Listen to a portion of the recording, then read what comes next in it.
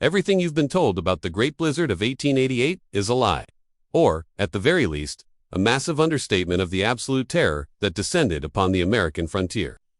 You've seen the Hollywood movies where the wind howls and the characters huddle by a cozy fireplace. But the reality for homesteaders like Abigail Fisher in the remote plains of Beetle County, South Dakota, was a death sentence written in ice. In January of 1888, the sky didn't just turn gray.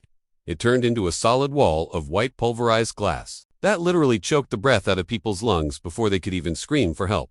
Abby was a woman who didn't fit the mold of the fragile pioneer wife. She lived in a small, weathered timber cabin with her husband, Thomas Fisher, and while Thomas was a man of action, he was also a man of tradition who believed that a thick stack of firewood and a sturdy roof were all a person needed to survive a Dakota winter. But Abby had a feeling in her bones. A deep-seated intuition that the stories the local indigenous tribes told about the White Death were more than just folklore, and she began to notice how the animals would burrow deep into the earth, far below the frost line. While the settlers remained exposed on the surface like sitting ducks, she spent months secretly digging, hauling buckets of dirt out under the cover of night or while Thomas was away in town, carving out a hidden sanctuary directly beneath their floorboards that no one, not even her own husband, knew the true extent of. Everyone in the settlement laughed at the eccentric woman who spent so much time in her cellar, but they didn't realize she wasn't just storing potatoes. She was lining the walls with straw, wool, and heavy stones to create a thermal pocket that could hold heat for days. As the temperature began to plummet on that fateful Thursday morning, the air went eerily silent, the kind of silence that makes your ears ring. Right before the horizon vanished into a swirling vortex of chaos. Thomas laughed off the initial flurries, insisting they just needed to keep the stove hot. But Abby looked at the barometer and felt the pressure drop so fast it made her teeth ache. She knew that the woodpile outside would be unreachable within minutes, and as the first gust of wind literally ripped the heavy oak door off its hinges, she realized the cabin was a shelter anymore. It was a wooden refrigerator that was about to freeze them solid. The terror wasn't just the cold. It was the fact that the snow was so thick you could see your own hand in front of your face. And Thomas, panicked and blinded, tried to rush outside to grab the livestock. Abby grabbed his arm with a strength he didn't usually know she had and dragged him toward the center of the room, kicking aside a heavy rug to reveal a trapdoor he had never noticed before. As the roof groaned under the weight of the mounting drifts and the windows shattered from the sheer force of the gale, they dropped into the darkness, just as the main beams of the cabin began to crack. But even as they huddled in the dark, Abby realized she had made one massive calculation error that could turn their secret sanctuary into a literal tomb. The sound above them was like a freight train screaming through their living room. A relentless, mechanical grinding of timber and ice that made the very soil around them vibrate with a terrifying frequency. While their neighbors were frantically trying to burn their furniture just to stay alive for one more hour, Abby and Thomas were encased in a womb of earth that remained a steady, life-saving temperature compared to the negative 40 degrees raging just 6 feet above their heads. Thomas was in shock, staring at the walls of this hidden room which Abby had meticulously packed with dried peat and jars of rendered fat for candles. Finally understanding that his wife hadn't been losing her mind, she had been the only one truly awake to the danger. The Great Blizzard, often called the school children's blizzard, was currently claiming hundreds of lives across the plains, trapping children in one-room schoolhouses and farmers in their barns. Yet here in the Fisher Hole, the air was thick and oddly calm.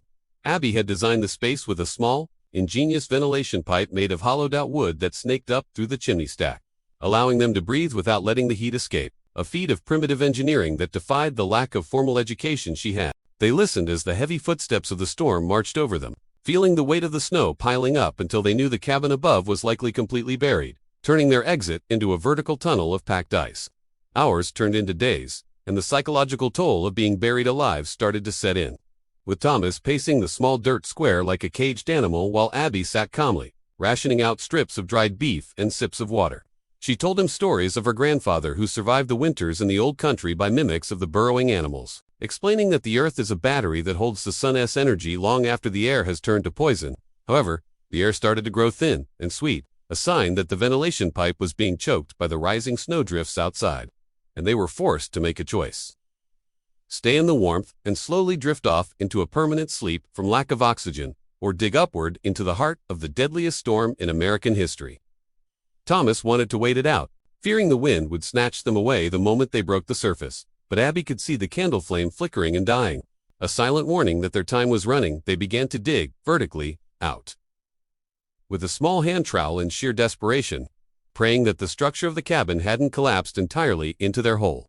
Every inch of dirt they moved revealed more of the terrifying power of the blizzard. As they found the floorboards of their homes snapped like toothpicks under the weight of 20-foot drifts. Just as they reached the surface level, they heard a sound that chilled them worse than the wind. A rhythmic thumping on the ice that sounded less like a rescue party and more like something looking for a way in. The thumping wasn't a person. It was the frozen carcass of a steer, tossed by the wind like a rag doll and slammed into the ruins of their roof. A grisly reminder of the carnage happening on the surface. When they finally broke through the crust of the snow, the world was unrecognizable. A white, undulating sea where their barn, their fences, and their neighbors' homes had once stood. The sun finally broke through the clouds on the third day, revealing a landscape of beautiful, shimmering death, where the silence was so heavy it felt like a physical weight on their chests. They were the only ones moving in a 3-mile radius, and as they trekked toward the nearest homestead, they found the tragic remains of those who had tried to fight the cold with fire and wood instead of the earth. The story of the fissure hole spread like wildfire once the telegraph lines were repaired. And Abby went from being the crazy woman of Beetle County to a local legend whose foresight saved the only 2 survivors in the township. People came from miles away to see the secret room, marveling at the simple physics of how staying low and slow had beaten a storm that had frozen birds mid-flight and stopped steam locomotives in their tracks. Abby and Thomas eventually rebuilt, but they never built another house without a reinforced, heated cellar, a tradition that many believe influenced the modern storm cellars we see across the Midwest today. It is a haunting reminder that sometimes the most unconventional ideas, the ones that make people laugh at you behind your back, are the only thing standing between you and a cold, forgotten grave. History forgets the names of the sensible people who followed the rules and perished. It remembers the outliers, the ones like Abigail, who looked at the horizon and saw the truth when everyone else saw a lie. If you ever find yourself in the Dakotas and see an old, sunken depression in the earth near an abandoned homestead, do you want just walk past? It might be the last remains of a woman-esque genius that cheated the Great White Death. Before we head out, if you found this story of survival as gripping as I did, do me a favor and hit that like button. Really helps us keep these forgotten pieces of history alive. And I want to know in the comments, if you were in Abby's shoes, would you have shared your secret room with the neighbors who mocked you, or would you have kept your door locked? Subscribe for more deep dives into the hidden corners of the past, and I'll see you in the next one. Would you like me to create a list of similar historical survivalist stories from the 19th century for your next video?